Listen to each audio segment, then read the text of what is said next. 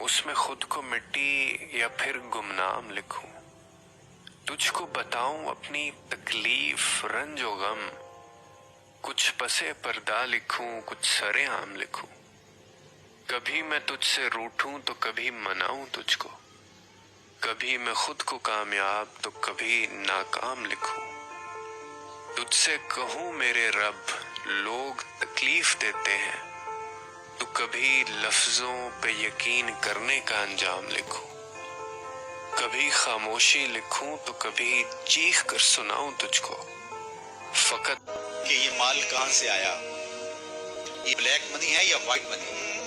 तो लोगों को जान के लाले पड़ जाते हैं और फिर सारी सारी रात जो है वो टेबल पे वकील भी बैठा होता है कि किसी तरह से हम इस मुश्किल से निकल जाएं और साबित करें कि ये माल हमारा कमाया हुआ है।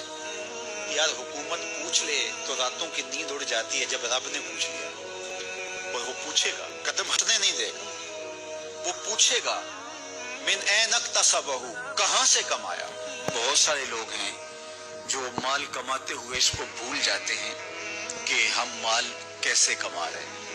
फरमाया कि मेरी उम्मत पे एक ऐसा जमाना आएगा कि लोग इस बात को फरामोश कर देंगे कि जो उनके पास माल आ रहा है वो हल से आ रहा है या हराम जरिए से आ रहा है। माल की मोहब्बत इस कदर गालिब हो जाएगी कि हिल्लत और हुर्मत उठ जाएगी।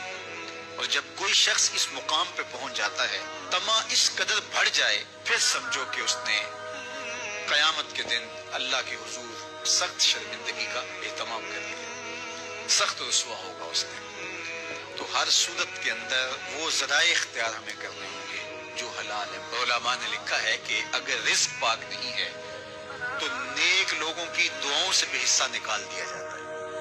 यानी एक तो उसकी अपनी दुआ कबूल नहीं होगी, दूसरा नेक लोग जो दुआएं मांगते हैं, अल्लाह पूरी उम्मत पे रहम कर, पूरी उम्मत की खैर फरमा, तो इस शख्स का हिस्सा नेक सालेहीन लोगों की दुआओं से निकाल दिया जाता है। तो क़यामत के दिन अल्लाह अपने हुजूर से बंदों के कदम हटने नहीं देगा जब तक ये सवाल नहीं पूछ लेगा कि तुमने रिज़्क कमाया कहाँ से। और फिर दूसरा सवाल होगा कि वफ़ीमा अनफ़क़हू, इसको खर्च कहाँ किया। अमूमी तौर पे हम इस पे तो जोर दे देते हैं कि माल हलाल जरिए से कमाना चाहिए, किसी से ज्यादती नहीं करनी चाहिए, झूठी कसम से माल नहीं कमाना चाहिए, किसी को धोखा दे के माल नहीं कमाना चाहिए, माल कमाने के जराए अच्छे होने चाहिए। ये इस पर तो हम तवज्जो देते हैं। लेकिन सवाल ये भी होगा कि सिर्फ ये मसला नहीं है कि तुमने कमाया कैसे, ये भी मसला है कि तुमने माल को खर्च कहाँ किया, मसरफ क्या थी उसकी। फजूल खर्ची में, असराफ में तो वो माल हलाल की कमाई तुमने ज़ाया तो नहीं कर। हमारे मालिक ने तो हमें जो माल है उसको बेवकूफ़ लोगों के हाथों में देने से मना किया है। बच्चे हैं जो माल के मसरफ को नहीं जानते, इस तरह घर की वो ख़वातीन जो माल के मसरफ को अच्छी तरह नहीं समझती और फजूल खर्ची करती है, तो शोहर की जिम्मेदारी है कि वो अखराजात कंट्रोल करे। ये इस आयत करीमा की शरह के अंदर उलमा ने लिखा कि बेवकूफ़ों को माल न दो, क्योंकि वो अगर गलत जगह पे खर्च करेंगे जहाँ खर्च नहीं करना चाहिए था तो उसका हिसाब आपको देना पड़ेगा। तो माल को खुद भी ऐसी जगह पे खर्च ना करें और माल का अमीन उनको ना बनाएं जो ऐसी जगह पे खर्च करें जो उसका मसरफ नहीं।